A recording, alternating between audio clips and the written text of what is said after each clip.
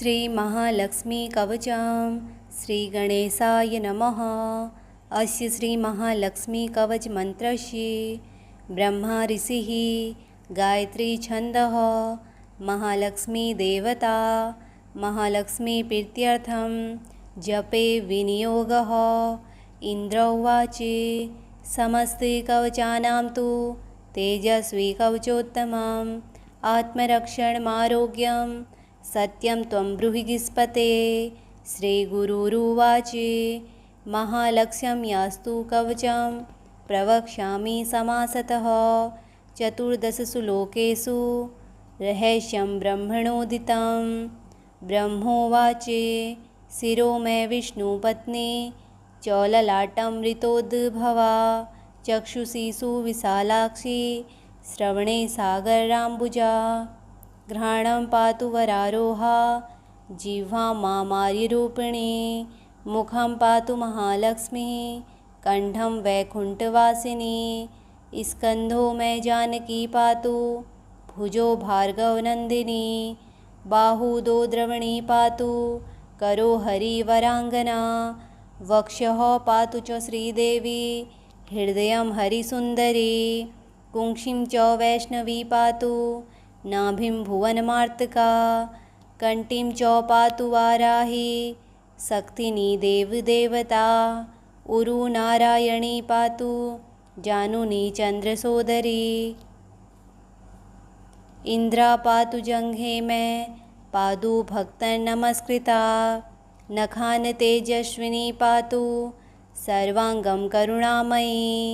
ब्रह्मणा लोकरक्षार्थं निर्मितं कवचं श्रियः ये पठन्ति महात्मानस्ते चौधन्या जगत्त्रये। कवचेनावृताङ्गनां जनेनां जयदा सदा मातेव सर्वसुखदा भव त्वं ममरेश्वरी।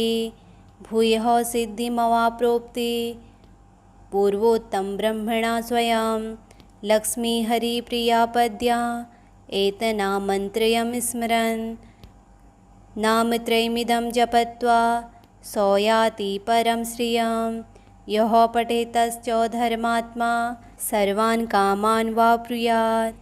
समस्ते कवचानां तु तेजस्वी कवचोत्तमम् आत्मरक्षणमारोग्यं सत्यं त्वं ब्रूहि गीस्पते। श्रीगुरुरुवाच महालक्ष्यं यास्तु कवचं प्रवक्ष्यामि समासतः चतुर्दशसु लोकेषु रहस्यं ब्रह्मणोदितं। ब्रह्मोवाच शिरो मे विष्णुपत्नी चौललाटमृतोद्भवा चक्षुषी सुविशालाक्षी श्रवणे सागराम्बुजा।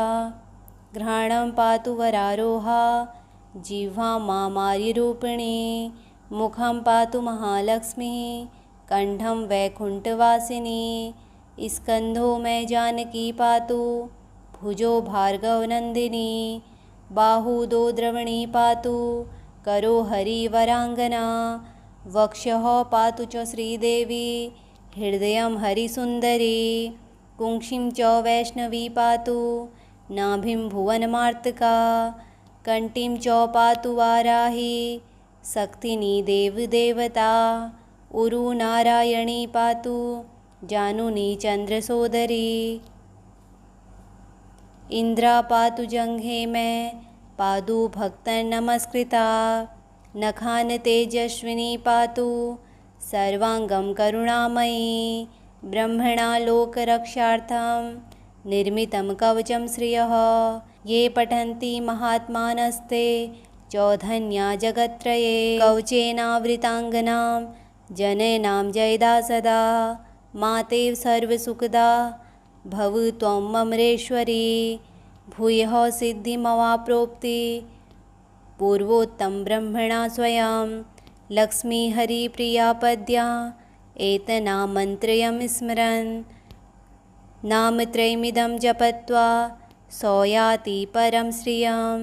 यः पठेतश्च धर्मात्मा सर्वान् कामान् वाप्नुयात्। समस्ते कवचानां तु तेजस्वी कवचोत्तमम् आत्मरक्षणमारोग्यं सत्यं त्वं ब्रूहि गीस्पते। श्रीगुरुरुवाच महालक्ष्यं यास्तु कवचं प्रवक्ष्यामि समासतः। 14 लोकेषु रहस्यं ब्रह्मणोदितं। ब्रह्मोवाच शिरो मे विष्णुपत्नी चौललाटमृतोद्भवा। चक्षुषी सुविशालाक्षी श्रवणे सागराम्बुजा। घ्राणं पातु वरारोहा जिह्वा मामार्यरूपिणी। मुखं पातु महालक्ष्मी कंठं वैकुण्ठवासिनी। स्कन्धो मे जानकी पातु भुजो भार्गवनन्दिनी। बाहुदो द्रवणी पातु करो हरिवराङ्गना। वक्षः पातु च श्रीदेवी हृदयं हरिसुन्दरी। कुङ्क्षिं च वैष्णवी पातु नाभिं भुवनमार्तका। कण्ठीं च पातु वाराही शक्तिनी देवदेवता। उरु नारायणी पातु जानुनी चन्द्रसोदरी। इन्द्रा पातु जङ्घे मे पादु भक्तनमस्कृता। नखान तेजस्विनी पातु सर्वाङ्गं करुणामयी। ब्रह्मणा लोकरक्षार्थं निर्मितं कवचं श्रियः। ये पठन्ति महात्मानस्ते चौधन्या जगत्त्रये। कवचेनावृताङ्गनां जनेनां जयदा सदा। मातेव सर्वसुखदा भव त्वं ममरेश्वरी। भूयः सिद्धिमवाप्नोति पूर्वोत्तम ब्रह्मणा स्वयं। लक्ष्मी हरिप्रिया पद्या एतन्नामन्त्रयं स्मरन्। नामत्रयमिदं जपत्वा सो याति परं श्रियं। यः पठेतश्च धर्मात्मा सर्वान् कामान् वाप्नुयात्। समस्तकवचानां तु तेजस्वी कवचोत्तमम्। आत्मरक्षणमारोग्यं सत्यं त्वं ब्रूहि गीस्पते। श्रीगुरुरुवाच महालक्ष्यं यास्तु कवचं प्रवक्ष्यामि समासतः। 14 लोकेषु रहस्यं ब्रह्मणोदितं। ब्रह्मोवाच शिरो मे विष्णुपत्नी चौललाटमृतोद्भवा। चक्षुषी सुविशालाक्षी श्रवणे सागराम्बुजा। घ्राणं पातु वरारोहा जिह्वा मामार्यरूपिणी। मुखं पातु महालक्ष्मी कंठं वैकुण्ठवासिनी। स्कन्धो मे जानकी पातु भुजो भार्गवनन्दिनी। बाहुदो द्रवणी पातु करो हरिवराङ्गना। वक्षः पातु च श्रीदेवी हृदयं हरिसुन्दरी। कुङ्क्षिं च वैष्णवी पातु नाभिं भुवनमार्तका। कण्ठीं च पातु वाराही शक्तिनी देवदेवता। उरु नारायणी पातु जानुनी चन्द्रसोदरी। इन्द्रा पातु जङ्घे मे पादु भक्तनमस्कृता। नखान तेजस्विनी पातु सर्वाङ्गं करुणामयी। ब्रह्मणा लोकरक्षार्थं निर्मितं कवचं श्रियः। ये पठन्ति महात्मानस्ते चौधन्या जगत्त्रये। कवचेनावृताङ्गनां जनेनां जयदा सदा। मातेव सर्वसुखदा भव त्वं ममरेश्वरी। भूयः सिद्धिमवाप्नोति पूर्वोत्तम ब्रह्मणा स्वयं। लक्ष्मी हरिप्रिया पद्या एतन्नामन्त्रयं स्मरन्। नामत्रयमिदं जपत्वा सो याति परं श्रियं। यः पठेतश्च धर्मात्मा सर्वान् कामान् वाप्नुयात्। समस्तकवचानां तु तेजस्वी कवचोत्तमम्। आत्मरक्षणमारोग्यं सत्यं त्वं ब्रूहि गीस्पते। श्रीगुरुरुवाच महालक्ष्यं यास्तु कवचं प्रवक्ष्यामि समासतः।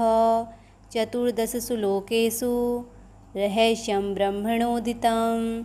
ब्रह्मोवाच शिरो मे विष्णुपत्नी चौललाटमृतोद्भवा। चक्षुषी सुविशालाक्षी श्रवणे सागराम्बुजा। घ्राणं पातु वरारोहा जिह्वा मामार्यरूपिणी। मुखं पातु महालक्ष्मी कंठं वैकुण्ठवासिनी। स्कंधो में जानकी पातु भुजो भार्गवनंदिनी बाहु दो द्रवणी पातु करो हरिवरांगना वक्षः पातु च श्रीदेवी हृदयं हरिसुन्दरी कुंक्षिं च वैष्णवी पातु नाभिं भुवनमार्तका कंठीं च पातु वाराही शक्तिनी देवदेवता उरु नारायणी पातु जानुनी चंद्रसोदरी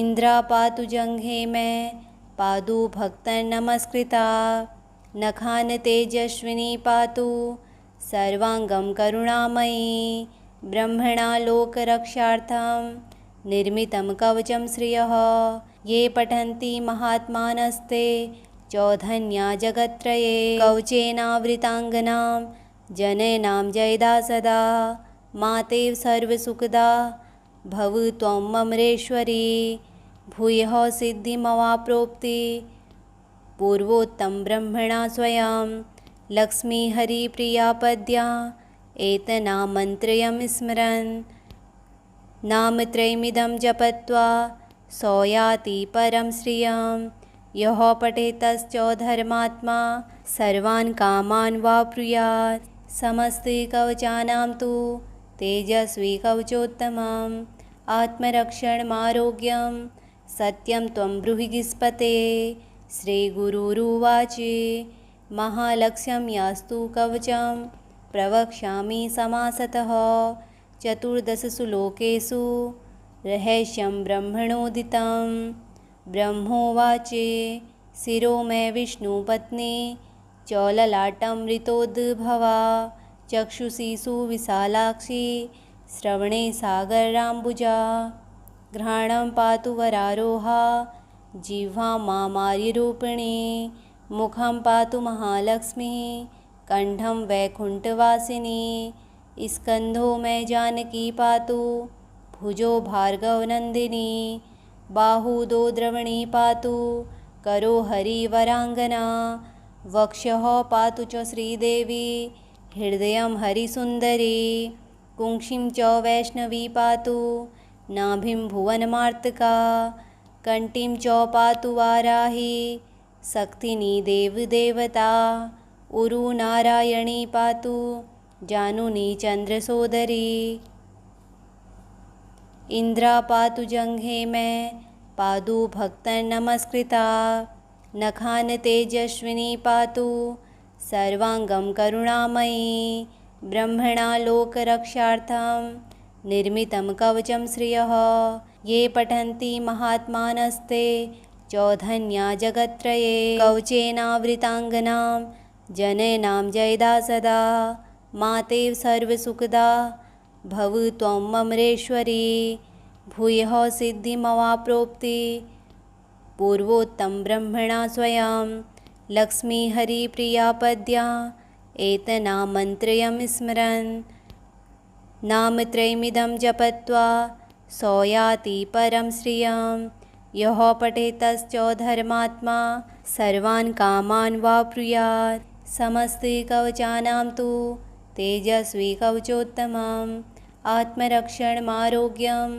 सत्यं त्वं ब्रूहि गिस्पते श्रीगुरुरुवाच महालक्ष्यं यास्तु कवचं प्रवक्ष्यामि समासतः चतुर्दशसु लोकेषु रहस्यं ब्रह्मणोदितं ब्रह्मोवाच शिरो मे विष्णुपत्नी चौललाटमृतोद्भवा चक्षुषी सुविशालाक्षी श्रवणे सागराम्बुजा घ्राणं पातु वरारोहा जिह्वा मामार्यरूपिणी मुखं पातु महालक्ष्मी कंठं वैकुंठवासिनी स्कंधो में जानकी पातु भुजो भार्गवनंदिनी बाहु दो द्रवणी पातु करो हरिवरांगना वक्षः पातु च श्रीदेवी हृदयं हरिसुन्दरी कुंक्षिं च वैष्णवी पातु नाभिं भुवनमार्तका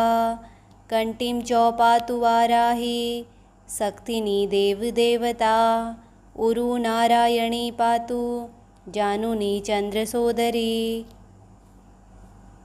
इंद्रा पातु जंघे में पादु भक्तन नमस्कृता। नखान तेजस्विनी पातु सर्वांगम करुणामयी। ब्रह्मणा लोकरक्षार्थं निर्मितं कवचं श्रियः।